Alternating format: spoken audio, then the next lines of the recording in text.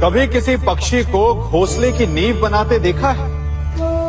अथक परिश्रम करके तिनका तिनका बिटोर कर वो पक्षी अपना घोंसला बनाता है, अपनी संतान के लिए एक सुरक्षित घर बनाता है। और फिर कहीं से तीव्र आंधी आती है, भारी वर्षा होती है और उसका घोंसला तिनका तिनका करके बिखर जाता है। फिर वो पक्षी क्या करता है? वो रोता नहीं, ना ही विलाप करता है। वो बिना विलंब करे फिर से अपना घोंसला बनाना प्रारंभ कर देता है और सफलता पाता है। फिर हम क्यों छोटी छोटी असफलता से भयभीत होकर परिश्रम करना छोड़ देते हैं? एक बात सदा स्मरण रखिएगा, हर वृक्ष कुल्हाड़ी की एक मार से नीचे नहीं गिरता, हर चट्टान घन के एक प्रहार से नहीं टूटती। सफलता पाने के लिए अनावरत परिश्रम करना ही मात्र एक मार्ग है। स्वीकारण, सत्य का स्वीकारण मनुष्य के लिए बहुत ही महत्वपूर्ण है। जब तक मनुष्य सत्य को स्वीकार नहीं करता, उसे असत्य से लड़ने की शक्ति प्राप्त नहीं होती।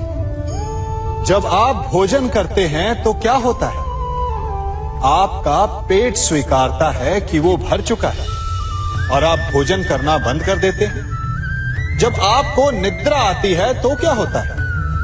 आपका मन स्वीकारता है कि आपका शरीर थक चुका है और उसे विश्राम की आवश्यकता है। उसी प्रकार जब आपको किसी व्यसन को रोकना हो तो आपको स्वीकारना पड़ता है कि बहुत हो चुका, चाहे वो लालच हो या मदिरापान।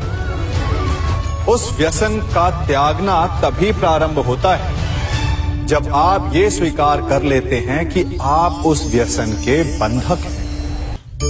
हम में से ऐसा कोई नहीं जिनकी परछाई उनसे दूर रहती। हमारी परछाई सदैव हमारे साथ रहती है। कदाचित हमारी परछाई हमारे कर्मों के फलों का संकेत है। कदाचित इसी कारण कई बार हमें अपनी परछाई से भय भी लगता है, परंतु इस भय से निवारण पाने का एक साधन अवश्य है। वो है सूर्य की ओर मुख करना या किसी प्रकाश के स्रोत की ओर मुख करना, क्योंकि तब हमें हमारी परछाई दिखाई नहीं देती। यदि इसे जीवन के संदर्भ में देखें तो ये प्रकाश का स्रोत शुभ कर्मों की चेतना है। यदि आपके मन में शुभ कर्म करने की इच्छा है तो आपको कभी भी अपने कर्मों के फल का भय नहीं होगा, क्योंकि यदि आपका मन शुद्ध होगा तो आपके कर्म शुद्ध होंगे और शुद्ध कर्मों का फल कभी अशुद्ध नहीं हो सकता। आज मैं आप सबको एक कथा सुनाता हूं। एक दिन प्रातः एक व्यापारी अपने घर से निकला। घर से निकलते ही एक बिल्ली ने उस व्यापारी का मार्ग काट दी। व्यापारी घबरा गया। वो फिर से घर लौट गया और शुभ घड़ी की प्रतीक्षा करने लगा। और जब वो पुनः अपने घर से निकला तब वो वाहन जा चुका था जिससे राजा तक पहुंचकर उसे भेंट देनी थी। राजा को भेंट नहीं मिली। राजा क्रोधित हो गए। राजा ने उस व्यापारी का व्यापार बंद करवा दिया। इस कारण व्यापारी क्रोधित होकर घर पर अपनी पत्नी से लड़ बैठा। पत्नी अपने बच्चों समेत मैके वापस चली गई और उस व्यापारी के जीवन में यदि कुछ रह गया था तो केवल अंधकार। और इन सब का कारण वो उस बिल्ली को मानता रहा जिसने उसका मार्ग काटा था। ऐसा ही एक दूसरा व्यापारी राजा को भेंट देने निकला और उस व्यापारी का मार्ग भी एक बिल्ली ने काट दिया।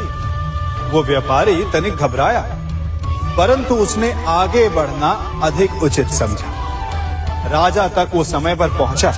उसने राजा को भेंट दी। राजा प्रसन्न हुए और राजा ने व्यापारी को अपना व्यापार बढ़ाने की अनुमति दी, स्वर्ण आभूषण दी।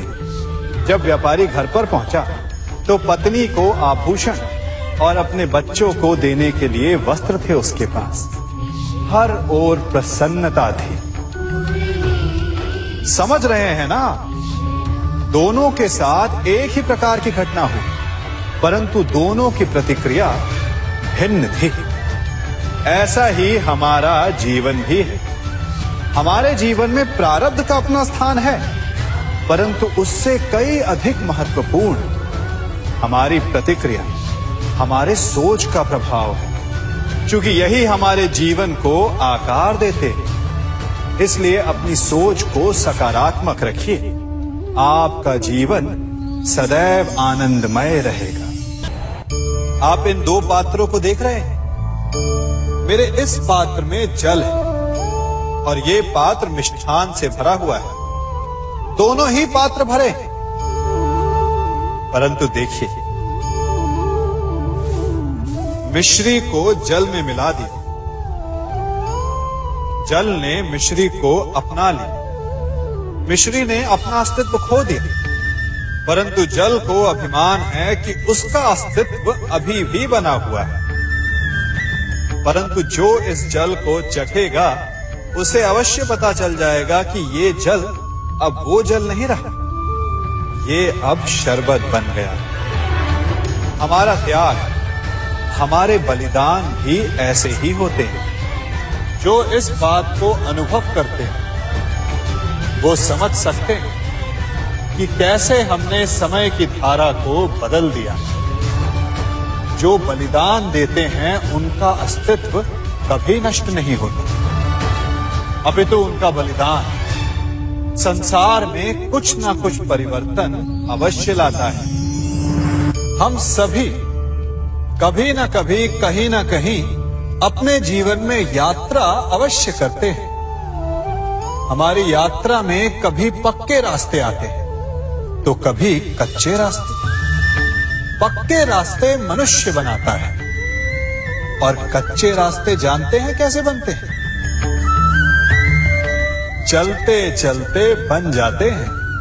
जब लोग एक स्थान से जाते हैं तो पैरों के दबाव से नीचे की घास कुचल जाती है। बार बार उस मार्ग से जाने से धीरे धीरे मार्ग स्वतः ही बन जाता है। और यही जीवन है, यही नियति है। जब आपके जीवन में आपको मार्ग ना मिले तो रुकिए नहीं, आगे बढ़ते रहिए और आपके पैरों के दबाव से मार्ग स्वतः ही बन जाएगा। हम सभी अपने जीवन में सफलता चाहते हैं, है ना?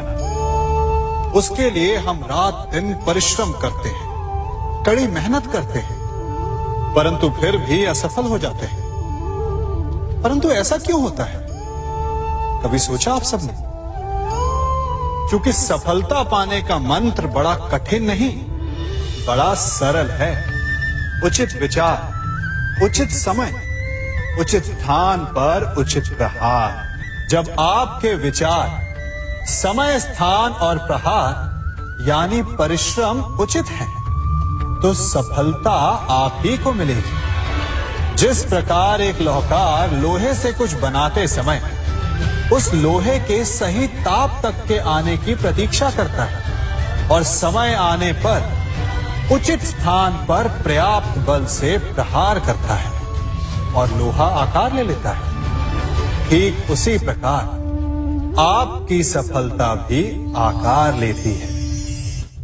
हम सभी को अपने जीवन में कभी ना कभी निराशा मिलती है, असफलता मिलती है और अधिकतर लोग इसके पश्चात भाग्य का रोना लेकर बैठ जाते हैं। कुछ कहते हैं कि जिस स्थान पर मैं हूं उससे कई ऊंचे स्थान पर होने के योग्य था, परंतु नहीं जा पाया।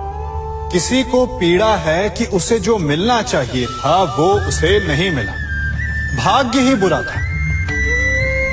भाग्य क्या होता है? भाग्य वन में खिला पुष्प देवताओं को चढ़ाया जाएगा या किसी सुंदरी की वेणी में वो सजेगा या फिर उसे कुचलकर उत्पाद बना दिया जाएगा। ये सब एक पुष्प के नियंत्रण में नहीं होता, परंतु जब तक उस पुष्प का अस्तित्व है सुगंध बिखेरना उसके वश में अवश्य है। परंतु भाग्य हमारे वश में नहीं, और जो हमारे वश में नहीं उसके लिए दुखी होने से क्या होगा। कर्म पर वश है, वो कीजिए और धीरे धीरे भाग्य आपके वश में आ जाएगा, क्योंकि कर्म ही प्रधान है।